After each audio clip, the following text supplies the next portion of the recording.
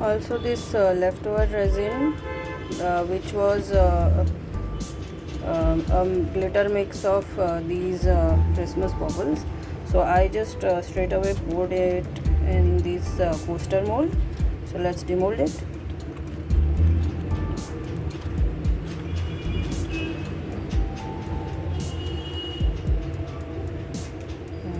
Wow, it came out very nice. I'll draw something above it or apply a tattoo sticker or some flower sticker. Let's see. So it will be a pending project.